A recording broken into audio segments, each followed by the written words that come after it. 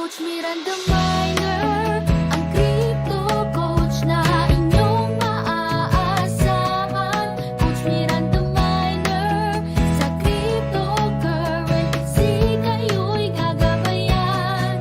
Coach Miranda Minor, hangarin na lahat ay matulungan. Pagmamahal at culture of malasakit, sa kanya'y mararamdaman. Maraming salamat guys. I love you 3,000. Trading is never easy, but who says we cannot have fun? As you grow in this industry, Miranda, surround yourself with people and community that will hold you accountable, grow you as a trader. Mahirap sa una pero I'm sure darating ang panahon you're gonna be very successful. Malayo pa pero malayo ka na, Miranda. I love you 3,000. Subscribe, like, follow, and share. Sige na please, Miranda. Subscribe, like, follow, and share. Ladies and gentlemen, allow me to introduce to you the one and only, the voice that introduced Pitikin Kita sa Ilong. Isang hampas na lang ng palakol. The power of yet.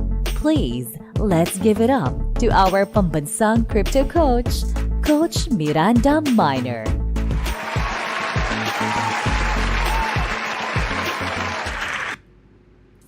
Well, hello mga kamiranda.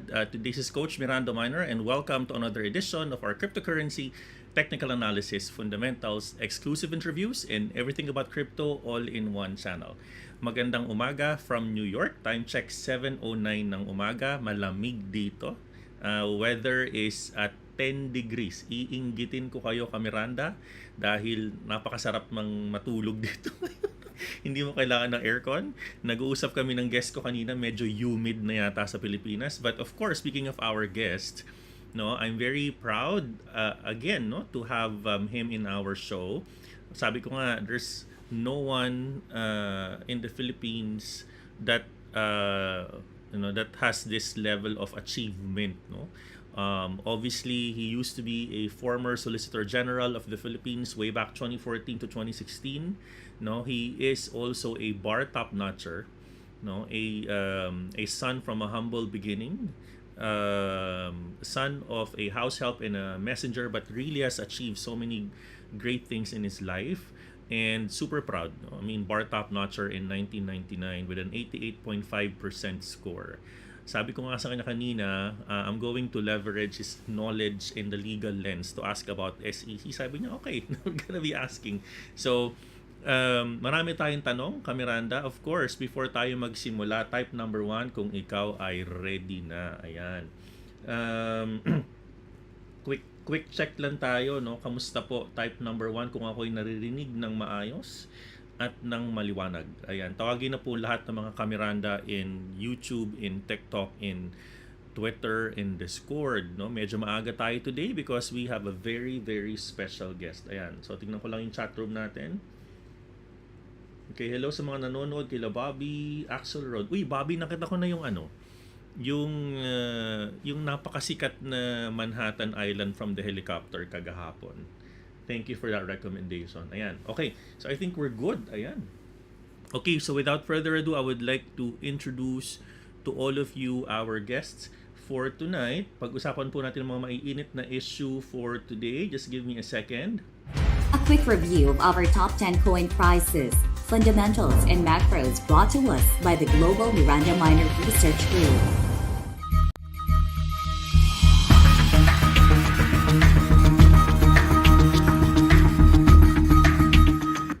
Alright, ayun. Okay, hello, mic check. Dean, kamusta po? You are now live in the show. Magandang gabi dyan sa Philippines.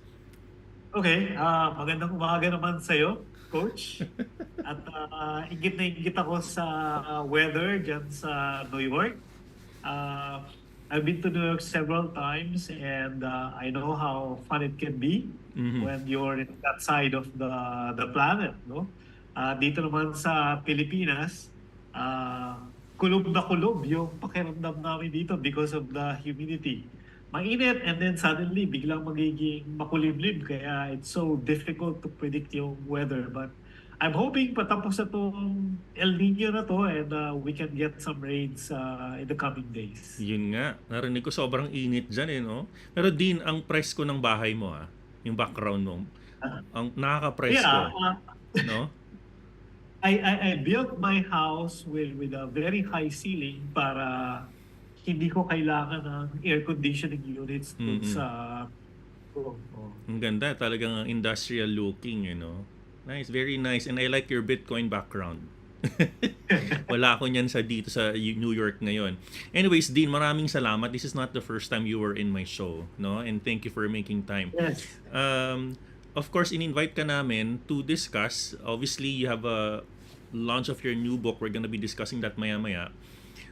Being an expert on so many areas, pag-usapan natin din, no? So I've seen a couple of your interviews as well, your podcast. I've heard about it. No, of course, I've been following you, and you really, even your tweets. I like your tweet about yung essence of halving compared to the monetary system we have, in the governments today. Can you talk to us about that? Siguro can we make it laymanized, Dean? Okay. Talk to us about Bitcoin halving, the monetary system of Bitcoin compared to current monetary systems today. Go ahead, Dean. Okay. Marami kasi sa atin get introduced to Bitcoin and the larger cryptocurrency space from a trader's perspective, diba? Mm-hmm. And if you are a trader, what you like is yung volatility. Mm-hmm. Sabi nga nila, volatility is opportunity, right? Ang hinahanap mo if you're a trader, whether you're doing stocks or cryptocurrency, is yung galaw ng exchange rate or yung value ng whatever item you're trying to trade. That's fine, right? But normally, a lot of traders miss out on the special quality of Bitcoin, which is that it's very stable, right? Kaya nung nag-umpisa ako sa Bitcoin, right? Parang bakit nila sinasabi na 1 Bitcoin is 1 Bitcoin, no? Bakit nila sinasabi na Bitcoin is not volatile? So it takes a while for people to understand until makita mo yung technical aspects ng Bitcoin and what it tries to solve. What is Bitcoin? Essentially, Bitcoin is the solution to the problem of inflation, right? Kapag yung mga tao all over the world, especially in the Philippines or in countries na mas mahina yung currencies, talagang sumasabog talaga yung asset prices, yung presyo ng mga goods and services. And even in Canada, even in the US, parang itong 21st century na to, this is the inflationary age. Merong rason kung bakit we're entering a very unique era, yung inflationary age na yun. That's because of yung quality ng fiat currency. Right? Yung fiat currency kasi is basically meant to be debased. So starting in 1971, kung pinag-aralan nyo yung monetary history, parang nasira yung tie between gold and dollar. Right?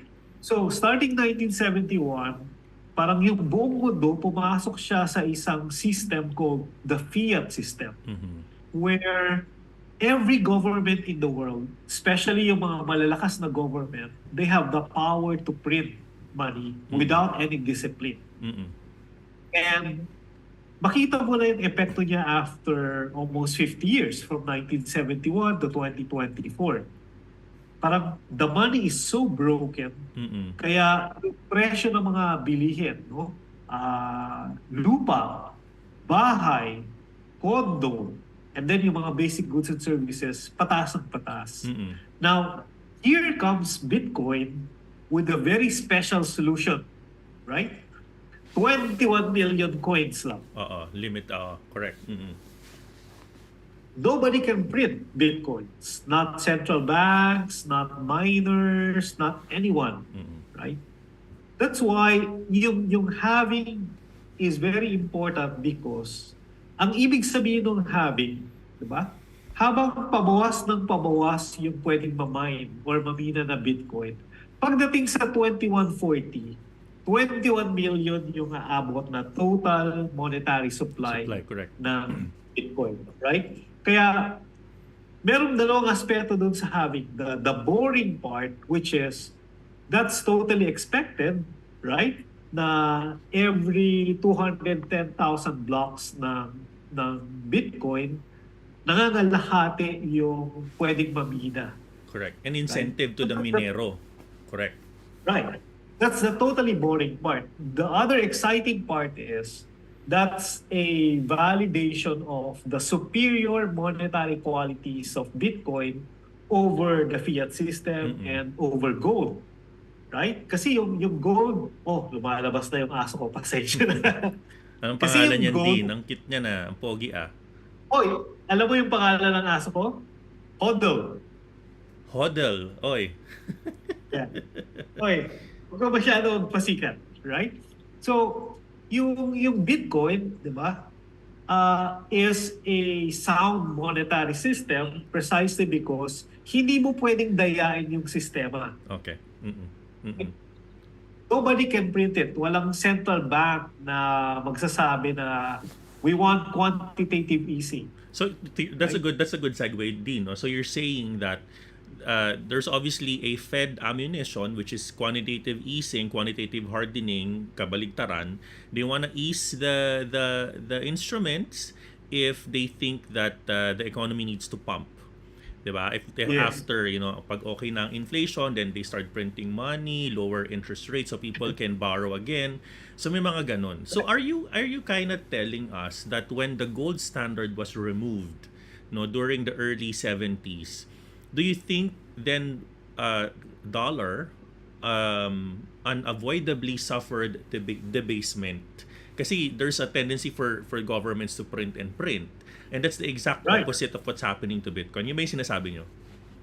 Yes, that's exactly why Bitcoin is so special. 'Di ba? Under the gold standard, yung pera na kaya mong i-print, dapat nakabase doon sa amount ng gold Reserve. na meron yung central bank mo. Mhm. 'Di ba? So, kaya nga before, the money is gold and yung paper money is currency.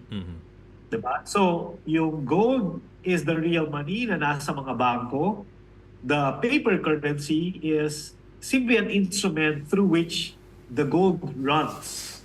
Right? Parang may kuryente doon sa papel. Now, after 1971, nasira yung tie na yun.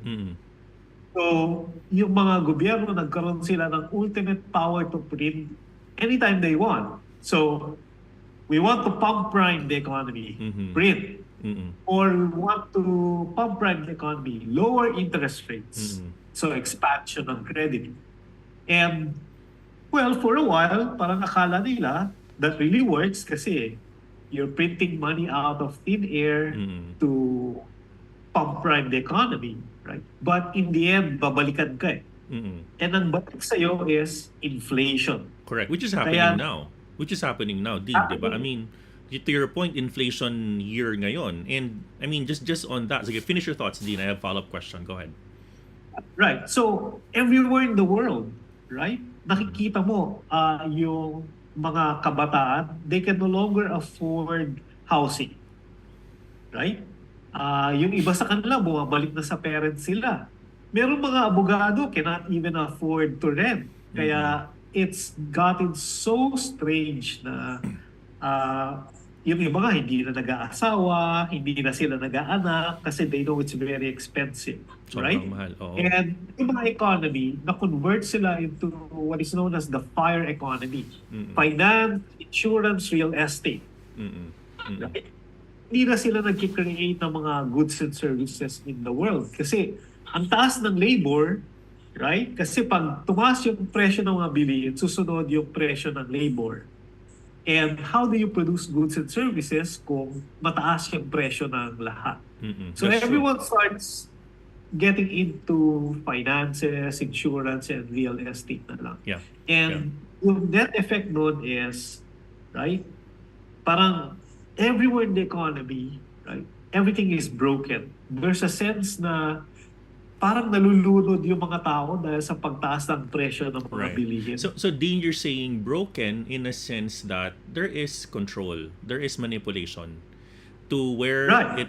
where it serves the purpose. And in this case, obviously, central banks of the world, of the countries, play a very important role on that. Let's talk about that, Dean. No? So, let's talk about from a bigger economy standpoint here, specifically in New York. I was just in the Wall Street yesterday. So pag-usapan natin tong Fed D, no? So I'm sure you're updated, di ba? So everyone is expecting for a median dot plot, dapat 75 basis points reduction for this year. Ang pangit ng mga indicators, the PCE came out, hindi gumaganda, mukhang higher for longer ang mangyayari. No, anong basa Right. mo this year on inflation? Kasi ang tingin ko, there's gonna be still rate cuts pero siguro quarter 4 na. Especially politically, magkakaroon ng magandang, tingin ko lang naman, tatakbo si Biden. Kailangan magandang economy, mukhang i-rate cuts nila. What are your thoughts about that? In fact, that's one of the yung mga interesting na ideas about the Bitcoin halving. Nakatali siya sa election year ng US. Exactly. Dahil alam natin tuwing election year, nagpiprint ng pera yung Fed because it wants to pump prime the economy. That's because the incumbent, right, Needs to would look like good. right? Needs to look good. Gusto niya na ma-stimulate yung economy.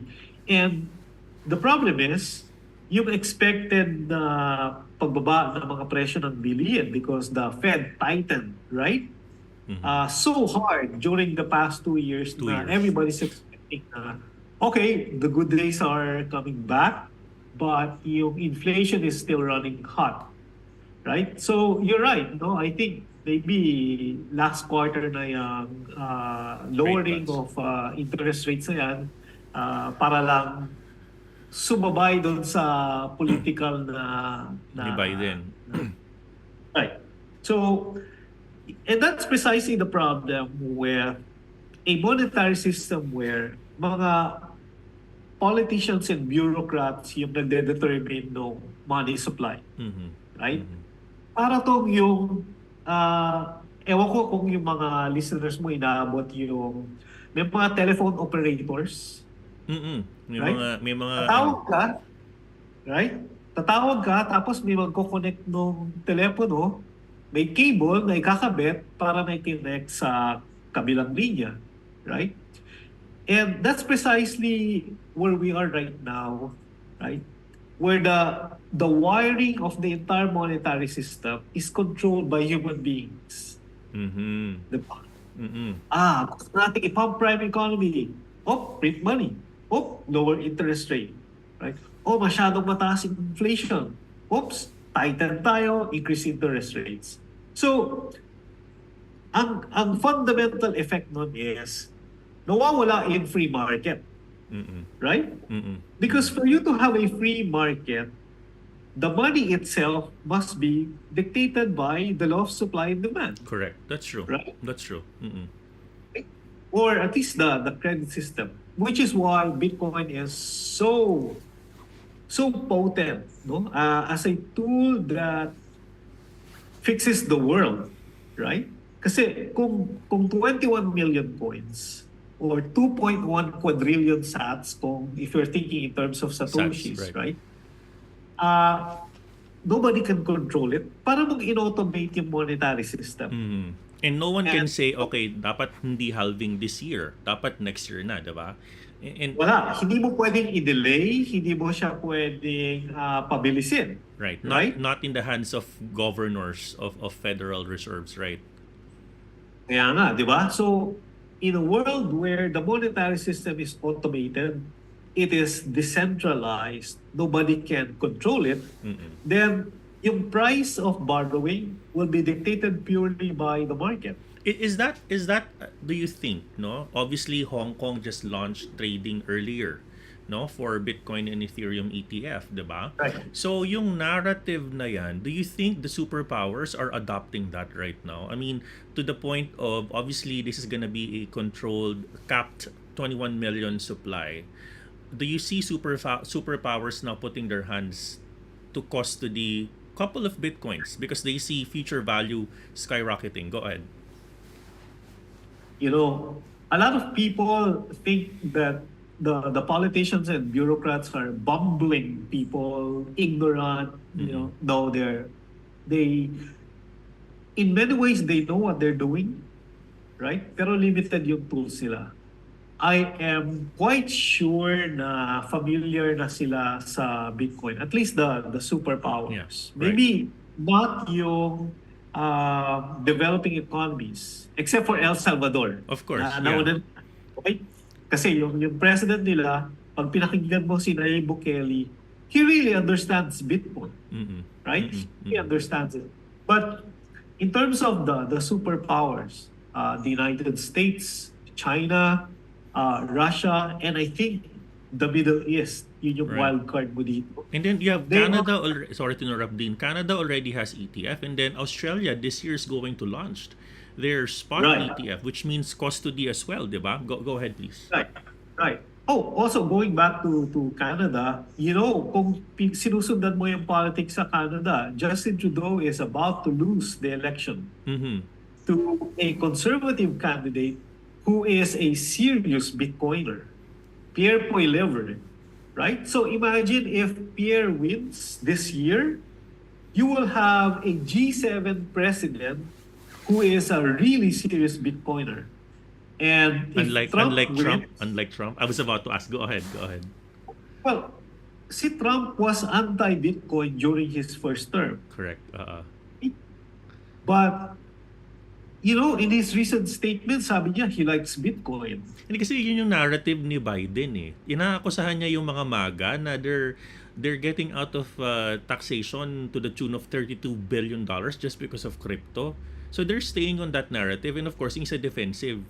Sabi niya, hindi. Right. So I think clearly the Democrats are anti-Bitcoin or anti-crypto. But you see, there are a lot of young people who are into cryptocurrencies. And that's a political base na hindi mo pwedeng i-dismiss. Right? Because, well, kung yung Bitcoin ko, itatax nyo pala or hindi nyo i-allow yung self-custody or you'll find a way to make it difficult to self-custody my cryptocurrencies, paano na yan?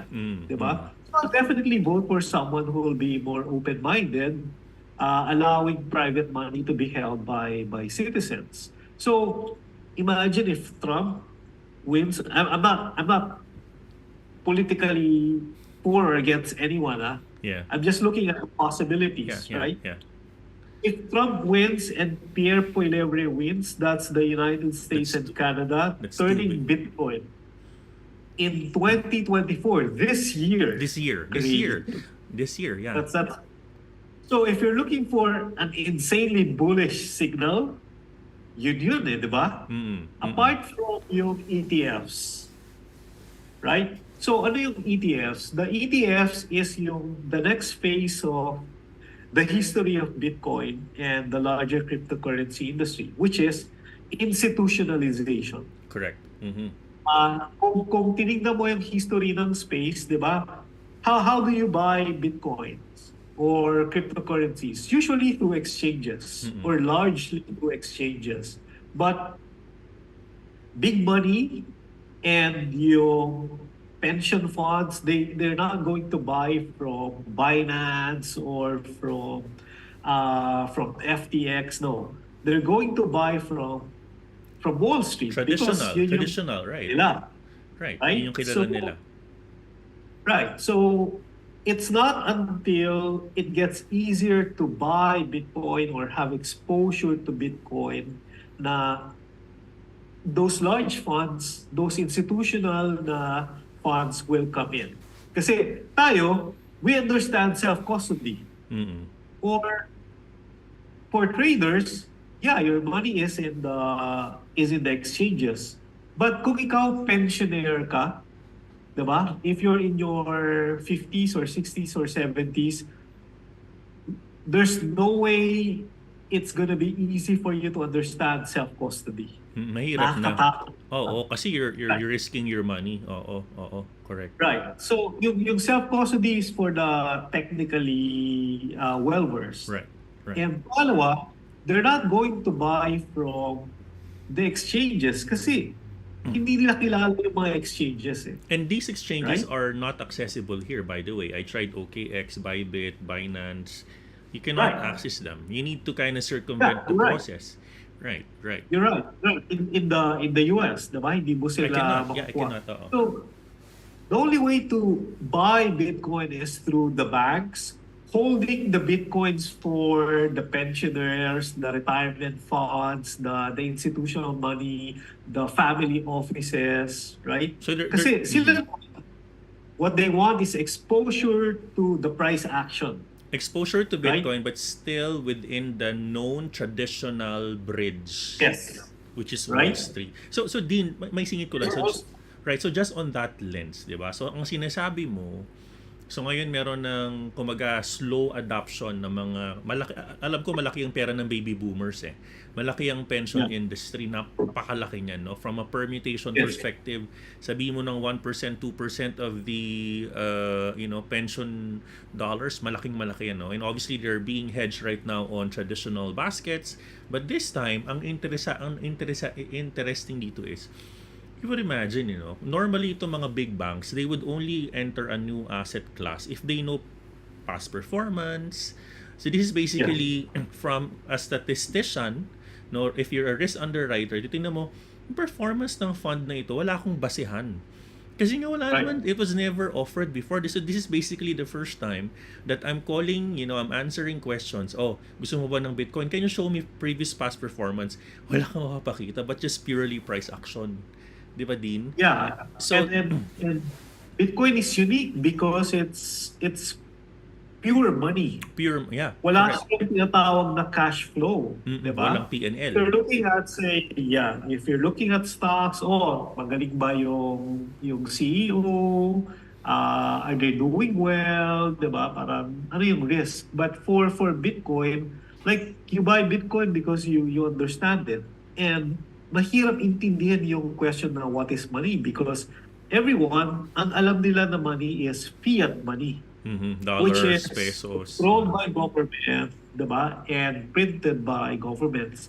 But yung idea of a decentralized money, it's an entirely new beast. Kaya it's very difficult for the old money to get Bitcoin. But katulad nga yan, na nandiyan na yung Wall Street, diba? They're basically telling their clients, this is a property, right, that has performed really well.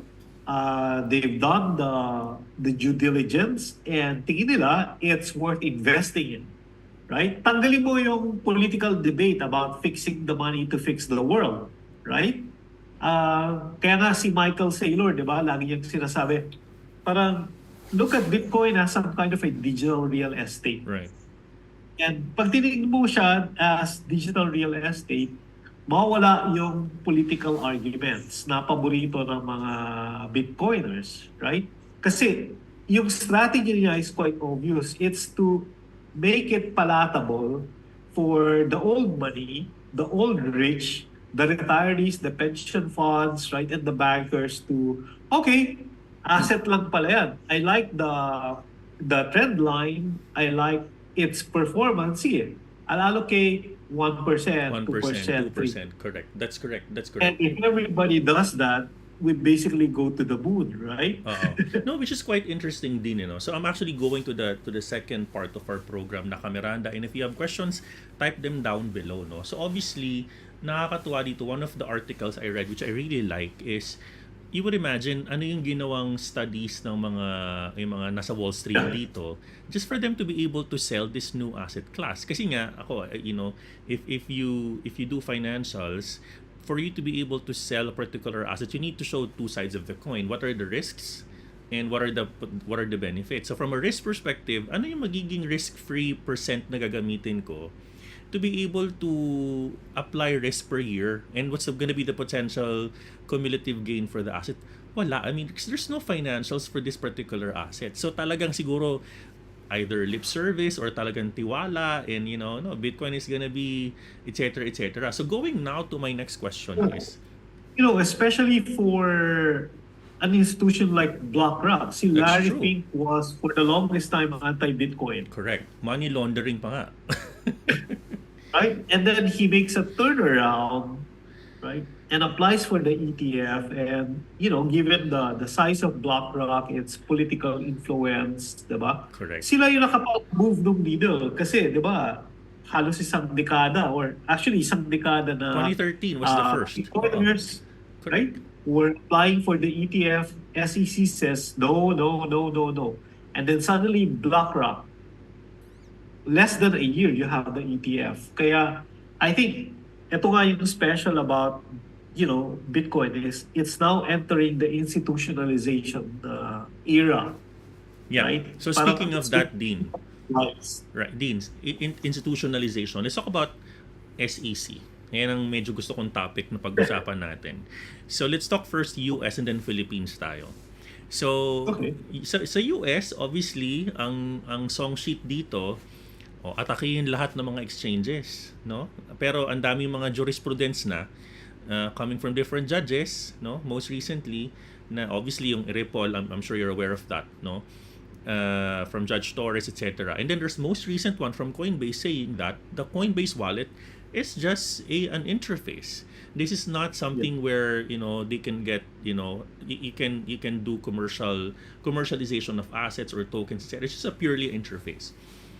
Anong basa mo sa SEC ngayon in the US? Since to your point, may political color ang SEC ngayon. Anong basa mo dyan? And before you answer that, by the way, I'm here in the US, may nakita kong mga terminal din, may Bitcoin. ATM. Yeah. Yeah. ATM terminal may Bitcoin. So parang nag-a-adapt na sila. Diba? Sa US, Right. anong basa mo dyan, Well, Dean? Go ahead. I was in the US before the launch ng ETF. And doon sa mga airports, meron na yung mga advertisements. So, I think, diba, the big boys really understood they will get what they want, which is the spot Bitcoin ETF. Well, I think for the part of the SEC, natali sila because of the judicial decisions.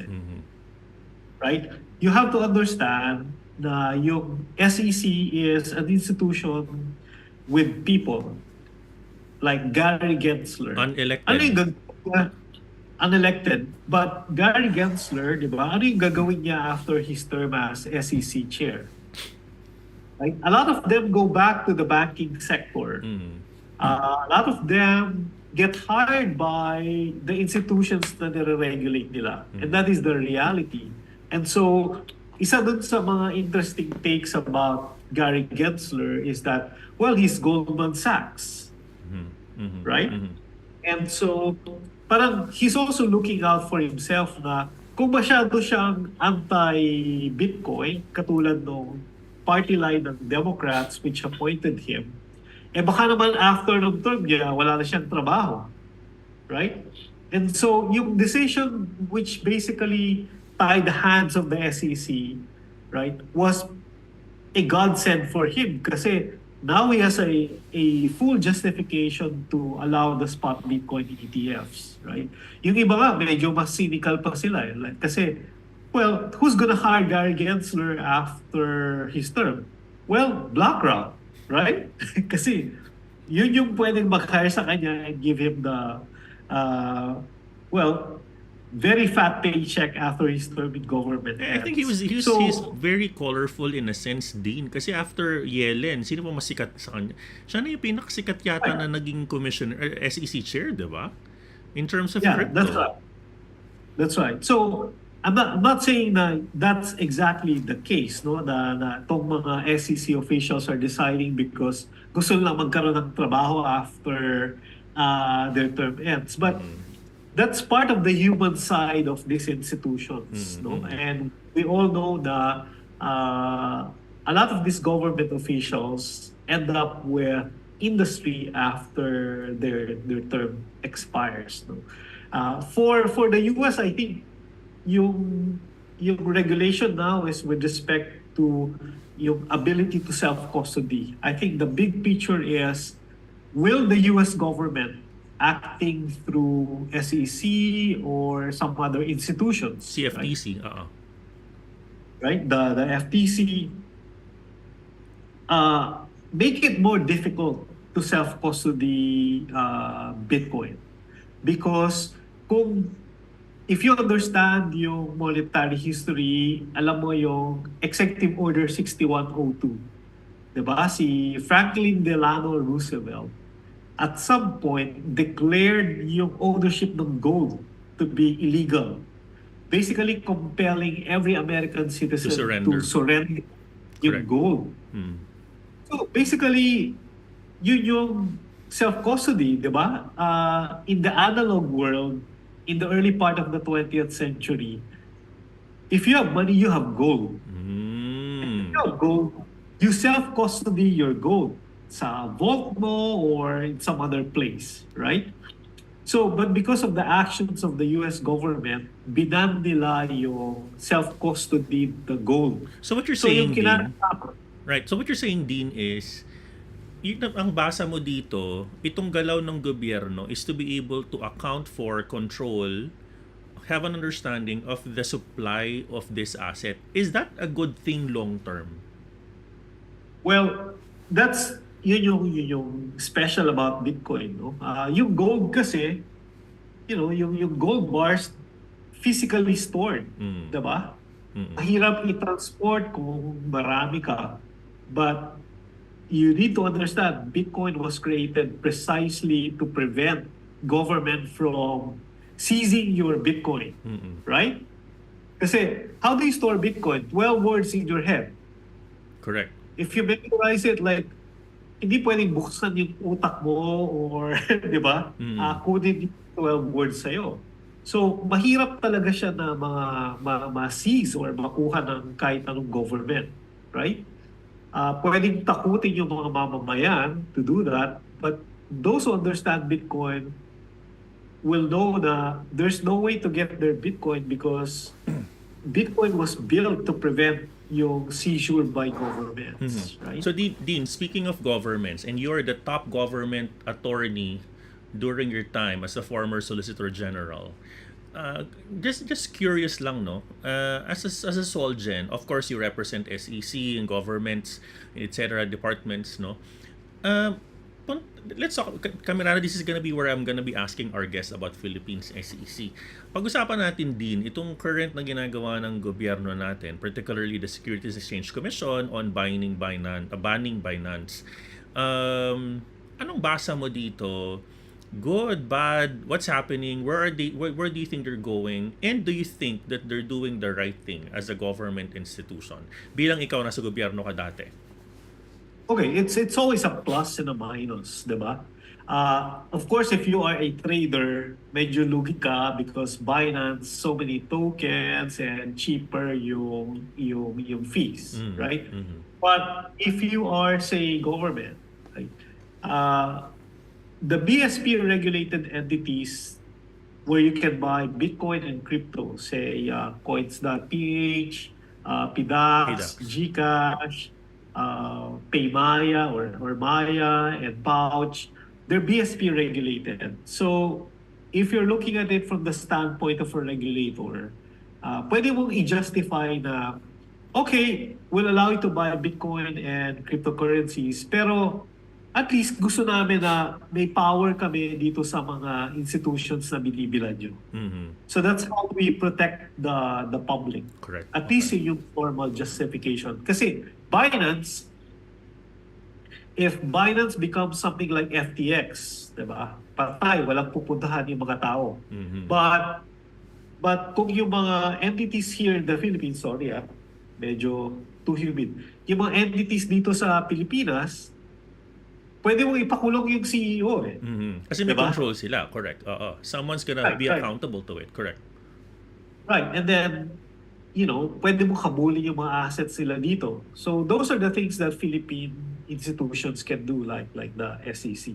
So theoretically, you could say it's justifiable, but it's very hard to see yung play ng mga institutions when it comes to something so important as Bitcoin. Tingin mo may kulay to din? Kulay in a sense na is someone pushing for this to happen, for someone to benefit? I'm talking about the banning of exchanges, Yeah. Well, if you ban the foreign exchange, definitely the local exchanges will benefit. Whether or not, they push for it, it's very hard to speculate, right? Pero is it from, go ahead, sorry to interrupt you, go ahead. from the standpoint of a regulator, you can always say, well, better kung dito kayo bibili sa Pilipinas kasi regulated ng SEC and BSP yung mga entities. And that's a way to protect the investing public. Do you think it's time? So you've been in politics somehow, and you held a very big role. Do you think we have the critical mass in the Philippines to get representation in party list in the Congress? Do you think it's time? Oh, wow. That's interesting. Why not? Why not? The reason I asked that is because my community is putting your name. Oh, no. Ikaw na lang. But I mean, let's put context there, Dean, diba? I mean, this is a very big community now. Diba? Based on last study, 7% of Filipinos, 7% has either a token, a crypto, and what have you. So they have a little bit of understanding. Do you think it's time? And what are the potential quote-unquote marginalized team tayo, di ba? Ano ba yung mga potential discussions? Kasi tingin ko ang dami dapat i-discuss. Law, guidelines, etc. Di ba? Right. Dean, go ahead. Anong thoughts mo dyan? Well, that's a very interesting idea, and I'd like to see a party list of of young people who are pushing for digital assets. Kasi Correct. at a point you will probably have some legal regime to try to manage the industry itself, right? And the best people for the job would be the ones who understand how this technology works, right? So you might as well have a party list. That's a very good idea. And this can become like, the connecting the dots, the one that will connect the dots for education, for technology, for creation of guidelines, legal frameworks, and what have you. Can I just put a voice, no? Kaysa naman ang ginagawa nating party list, ayokong magsabi, I mean, if you look at the party list system today, medyo kahit ano na lang yung pinapatakbo na party list, di ba? But you live in a world of high inflation, especially in the Philippines. And I'd say a technology such as Bitcoin is a very powerful solution to that, right? So people today are looking for a store of value, right? So kahit ano yung position mo, whether you're wealthy, middle class, or nasa laylayan ka, everyone's looking for a store of value. And, a cryptocurrency would be a very good idea for that. For that, it's interesting. So, Dean, let's talk about, I'm actually just trying to look for other questions in the community. Tanong po kayo ka, Miranda. May nagtanong. Hindi ko alam. Mukhang showbiz to Showbiz tong tanong na to Coach, pakitanong kung sila pa rin ni Miss Agot. Showbiz ka Showbiz talaga. din, showbiz. Oo. Tanong ko yung mga questions. Alright. So ang sinasabi mo dito on the SEC front in the Philippines, do you think hindi lang matatapos sa Binance? They're gonna be putting their hands over all exchanges. Go ahead.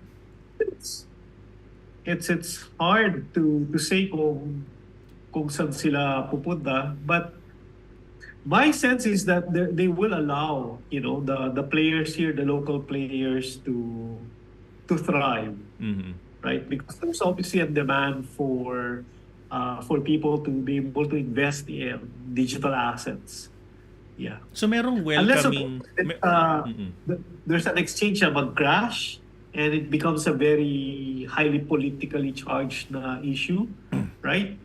But so long as the exchanges are able to operate well, then I think the LCC and the Bangko Sentral will allow them to operate. When the SEC was interviewed most recently on the banning of Binance, they were also asked a question, anong gagawin ng mga Pilipino doon sa Binance na naiwan? And it kind of just caught the attention of analysts na ang sabi nila, we have no recommendations. So ganun ba ang SEC, no? I mean, they're I know that they are not an institution that can evaluate the merit of an asset. They want to control disclosures para for the protection of public. But on the protection of public, pag nag-ban ka ng isang exchange at wala kang ibibigay ng mga recommendations, isn't that almost saying na bahala kayo sa buhay nyo? And, people, pinadali ang sugal ngayon. One click lang, may sugal access ka na. Ang loans ngayon, pinadali. Bakit ganun ang lente ng parang in a trader perspective, parang hirap din na wala kang bibigyan na recommendation. What's your take on that? Someone that is aware of security law, etc., etc. Well, for me, yung practical aspect, I think, is the dominant consideration, which is that because Binance is a foreign exchange not doing business here in the Philippines, in the first place, the SEC cannot control what Binance does with the assets of the investors. Diba? So, if you have assets with Binance, right, yung SEC wala talaga silang power na galawin yun. Although, if I were the SEC, I probably would have said, well, if Binance gets banned and the app is taken, then you might not have the ability to secure the assets anymore. So, buyer beware na lang siguro. So Dean, kasi kanina I was reading some books and some articles. Is it true, just nasingit ko lang tong question na to, no, that the laws are really created to be general in an essence? So kumaga, you have pronouncements, bahala kayo mag-interpret, like itong mga memo nila na parang at some point specific, but at some point may generality. Ganyan ba talaga ang batas? May ganyang essence ba talaga? Meron tinatawag na levels of generality. There are some types of laws na general talaga yung framework and iniiwan dun sa mga administrative bodies like the SEC. To interpret. Yung interpretation and filling in of the details. There are also laws that are very specific. Diba? For example, imamandate yung ID, ano yung details ng ID, etc. So, it really depends. But for very technical stuff like regulation of investments, diba? Ang nangyayari din usually is very general talaga yung laws because the Congress will have to leave it to a technical body like the to create SEC. The IRR. Okay, Right. it's interesting. Parang play safe. Pero again, nagiging subject nga for interpretations ng iba. And I think that's what's happening when an IRR becomes unconstitutional, then a Supreme Court gets to interpret the law ultimately. Nagiging ganun eh. So, I mean, speaking of that, no, Dean, just one last question for this episode, and then I'll talk about interesting things about, kasi I really like that people need to learn, and obviously you have a book that's coming. May mga nakikita akong mga sasabi that the SEC made an overreach in terms of unilaterally asking the National Telecommunications Commission, NTC, to block access of these. And based on a couple of people I interviewed, sinasabi nila na they should have at least a judicial order before this happens. Specifically blocking access. May mga previous daw na ruling na, for example, yung cybersecurity, someone questioned DOJ, bakit may mga blocking, there needs to be a court order. Particularly, I think there was a porn site or a cybersecurity site, what have you. Tingin mo, itong ginawa ng SEC asking NTC unilaterally, can someone question this in the courts by saying, hey, teka lang, dapat, di ba? I mean, do you see my trail of thoughts here, Attorney Dean? Anong Well, tingin I mo was just dito? about to say that. I was just about to say that because, people can debate all the time. Lawyers can debate na overreach ba yung SEC or not. But the only way to test the issue is if someone, say someone who was invested in Binance, files a case before a Philippine court and questioning the power of the SEC to unilaterally, ask the NTC NTC to to block. take down. Oo. Yeah, So that's a yeah, that's a possibility. yeah, of course, Okay. because you can say na you are a real party in interest because you are investor in Binance or you have assets in Binance, and the action of the SEC na unilateral, right, impairs yung property rights mo. I So see. that's a very good test case actually. I see. Sabi ni Inquisitive Nino, pabor akong magkaroon ng party list representing cryptocurrency community, but I hope hindi siya maging tainted to the point na gawing milking cow lang ang party list. Parang may pinatutunguhan si party list na. Coach, meron na tayong representative for party list, si Dean. Okay, sabi ko nga eh. A party list that could change the Philippines' mindset sa cryptocurrency. Oy, Dean, di ba it only takes 250,000 votes for a party list seat? Tama ba ako? But it changes every year kasi merong threshold eh. That's the 2% threshold. So, depende talaga kung Turnout gaano of ka... votes. Yeah. Okay. So if the turnout of votes, let's say for the current president was 31 million, give or take, so 2% of that, ganon. So, that's 2% of the registered numbers of vote. Numbers of Voters. voters. Got it. Okay. Okay, so alright. So talagang gusto nila mag-party list. In your opinion, sabi ni Bobby Axelrod, mas better ba na i-adopt ng ano to? I'm not sure if you're aware, no? Sabi dito i-adopt ang Austrian economics compared to Keynesian economics. In theory, may Yes. economics kaya na hindi makakaranas ng inflation. Yeah, in fact, yung economic na view reflected in the Bitcoin monetary system is Austrian, not Keynesian. And the fiat monetary system is basically a Keynesian monetary system. Okay.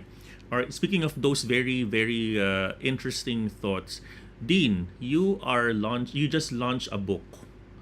Can you talk to us about Right. that exciting book? Go ahead, Dean. Well, actually, I launched a book last year. It's an introduction to Bitcoin course that I published here in the Philippines. And it was discovered by a European. And now it's been revised slightly. So you can buy it on Amazon. Wow. But you can also buy the original version here in the Philippines. Okay. And what is the title of that book? You have another. What's the new version, Dean? Anong title niya? Well, it's here. Can you see it? The local version is here. I think we have that. we had discussed it here last year. The Amazon version is here. Oh, nice. Right. It's an edited version of the old version plus one chapter. And what is that one chapter? What's the high level view of that, Dean? The path of hyper Bitcoinization. Oh, nice.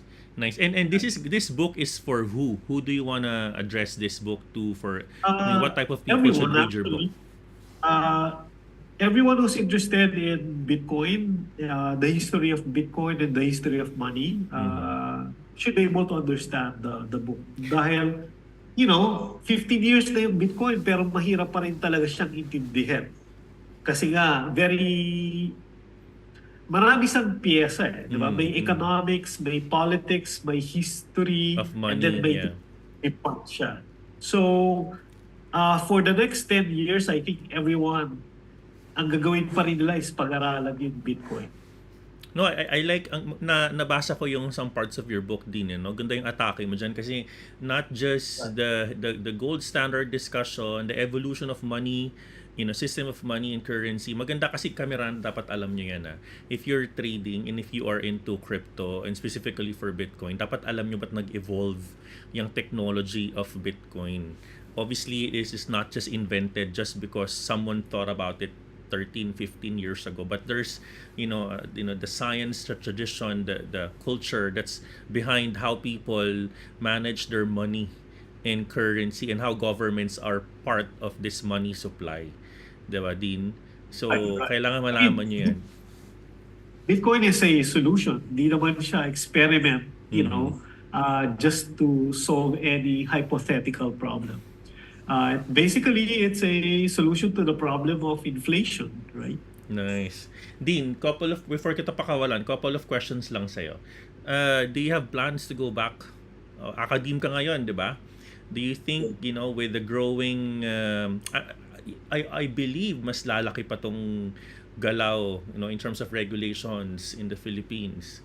Do you think, there is an appetite for you to go back? No? And if there is, anong tingin mo? Ano bang basa mo sa current government natin? Kasi to be honest, nalulungkot ako sa Philippines. Bakit? I mean, ang pinag-uusapan dito sa Pilipinas, technology, ETF dyan, ang pinag-uusapan dyan ngayon. Nainis yung isang babae sa isang babae. Parang, ay, nako. Yeah.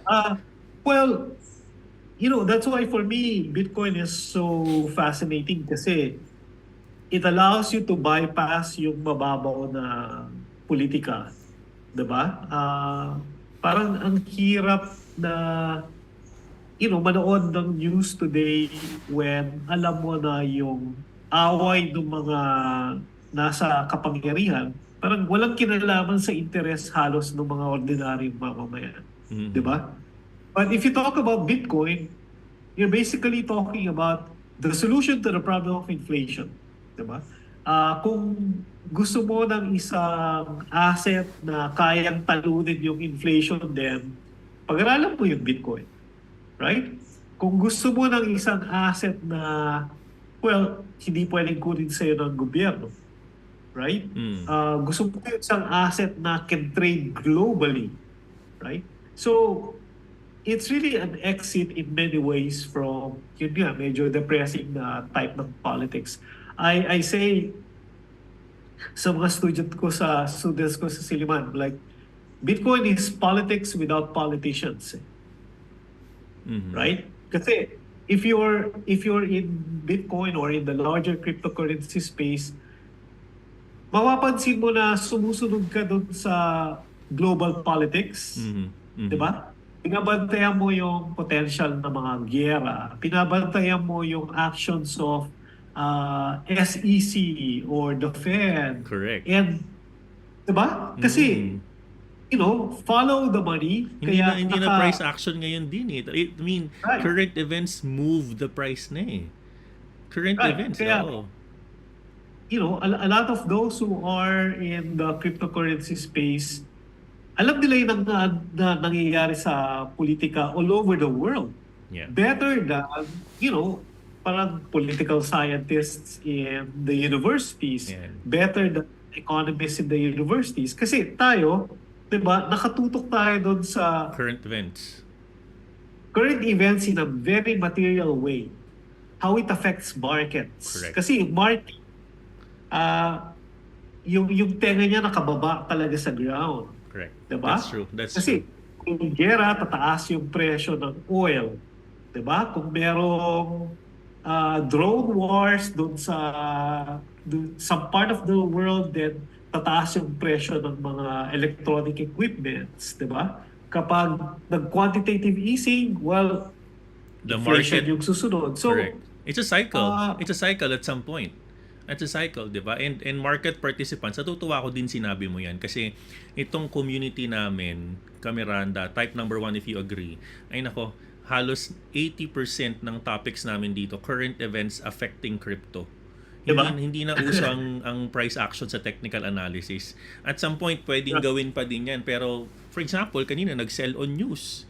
Diba? Hong Kong launches Bitcoin ETF. Sell on news sa mga tao. Bagsak ang price. Bitcoin is currently at $61,000. 62,000. Coming from 63. So, I mean, current events, kailangan familiar ka at masarap i-discuss yung mga topic na magpapayaman, magpapamove ng mental wallet mo. 'Di ba? Kaysa naman pag-usapan natin yung nag-aaway ng dalawa, I don't wanna name names, pero namin sila nakaka-frustrate. Sa totoo lang din. Yeah. Nakaka-frustrate, no? that's what I find fascinating with those in the cryptocurrency space, diba? Whether you're a trader or you're a saver, whether you're Bitcoin only or you're trading the altcoins, lahat nakikinig doon sa nangyayari sa global news that really matter, That's correct. diba? Especially yung how the money is being manipulated, and yung inflation, yung PCE, and then yung potential for wars. So yeah, it's part of your political learning, Correct. right? That's correct. You become a Bitcoiner or interested in the cryptocurrency space. Kasi nga, the volatility of the space is triggered by political decisions, by, diba? Speaking By of so that, many different. yeah, speaking of that, tomorrow, FOMC, Fed Chair Powell is gonna be talking again. Anyways, alam mo din, ang sarap makakausap ka, no? Parang nag-uusap lang talaga tayo, wala nakikinig sa atin. But, I'm very happy that we have a lot of people watching us today, really wanting to learn from you. Dean, where can they follow you and continue to learn from you? Please tell us your social media channels, promote your book as well. The floor is yours. Okay, so if you're interested in what I'm doing, I've just recently launched a podcast. Ang pangalan niya ay Basta Bitcoin Podcast. It's currently on YouTube only, right? And yung goal ko doon is to basically introduce everyone to the history of money, right? And it's really not just for traders but for everybody. Kasi yung mga kaibigan ko na traders, I keep on telling them, let's say kumita ka like 5, 10, 15%. At some point, the bottom line question is, where are you going to store yung profits mo? And I keep on telling them, whether you're trading stocks or cryptocurrencies, always consider Bitcoin as the best store of value, right? And so I think yung Basta Bitcoin podcast is your introduction to everything: politics, economics, history, and yung what's going to happen in the 21st century. And So what's, I what's hope your you channel? What's your channel, Dean, in YouTube? Please promote it. Basta Bitcoin. Basta Bitcoin. Ayun. Basta Ah, Bitcoin. Happy, and please, you going to the world of influencing and social media, nakakatuwa. And of course, Yeah, because yeah. I realized na yung influence of the traditional sources of information, diba? Government, mainstream media, and universities, medyo humihina na because of the internet, Sobra. right? Sobra. Right. So I teach in a university. So every time I teach, I have 20, 30, 40 students for 2 hours. But if you have a podcast where hundreds and thousands of people listen and pwede lang ulit-ulitin, maybe that's even better way for people to learn. That's a very good way to put it. I remember saying that 2021 as well. Sabi ko, kasi I used to teach bookkeeping and basic accounting din, no, in a school. Oh, okay. Sabi ko, I'm gonna be there for 8 hours of my day. I will graduate, 100 students sabihin mo na in a year, and I'm only influencing X amount of souls. Imagine the power of social media. And right now, we created almost 1,400 videos with almost 10 million views already. Imagine mo yun kung gaano ka nakapag-change ng buhay ng tao all around the world in just social media. So you're absolutely right, and we'll support you on that, Dean. Basta Bitcoin. Miranda, follow Dean Florin Hilbay, no, in his social media. On that note, Dean, maraming salamat, no, sa pagpapaunlak. Alam ko medyo hirap ka na magsalita dahil sa humidity, but thank you for making time. Grabe yung humidity. All right. Any last few words from the Miranda community that you would like to share, Dean? We're good. Stay safe, right? If you're trading, be very conscious of what's happening all over the world, right? And whatever it is you're trading, make sure na you put your profits in a very good store of value. Correct. And Di that's naalala it. ko lang, nag-usap tayo last year. Sorry, konting-konting chit-chat lang. Kunwari wala nakikinig sa atin. So, last year, sabi mo, so obviously you moved to parang farming, then you moved to the countryside. Tapos, people were calling you crazy. I think I remember you saying that because of Bitcoin. Ngayon ba, may mga former politicians na nag-move na rin into, meron ka bang mga mabibigay sa aming mga chismis dyan? I'll tell you, in 2022, when I became Dean of Silliman College of Law, parang I talked to a lot of people and they asked me, ba't ka ng Dean sa Silliman? Sabi ko, it's basically to talk about Bitcoin because I want to teach the subject in the university. And, you know, a lot of people, makita mo yung mga mukha nila na, I think si Florin parang nabi-midlife crisis siya or baka nasira. This was like 2 years ago? During COVID to din, di ba? Oo. Yeah. At the bottom of the bear market. Oo. Correct. The bottom of the bear market. Now, I'm telling you, ang dami nang gusto makipag-usap, di ba? Because Bitcoin reached all-time high even prior to the halving. And then nakita nila yung ETF, Wall Street is here, smart money is here. So these days, I don't look so crazy now, right? Kasi people are very Na interested. mabibilang mo sa kamay mo yung friends mo dati, ngayon parang ikaw na yun. Di ba, Dean? Ganon. Nako, ang dami mga nagbabalik loob kay crypto dahil nag-673,000 na nga. But what's the feeling? Exactly. Na-process mo na? Na-process mo na din? Dumadami na ba sila? Tingin mo? Yeah, I think yung level of interest now is so high dahil number one, yung price action. Number two, yung institutional adoption. And for people na walang oras para mag-aral ng Bitcoin, right? Yung walang oras para bumaba, naghahanap lang sila ng signs eh. And those two signs are, number one, the price action, and number two, institutional adoption. Susunod sila doon sa mga smart money, right?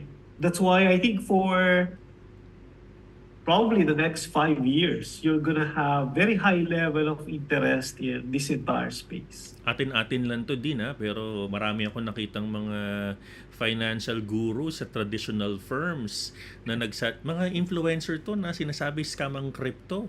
Pero this year, nagbago ng tono no? Biglang buy Bitcoin na. Ay nako talaga, no? Syempre they need to change the narrative, no? And speaking of that, Dean, maraming salamat Good night sa iyo diyan. Ingat kayo lagi. Salamat. And, sa uulitin enjoy. Dean Ulitin. All right, thank you Dean. I'll talk to you later.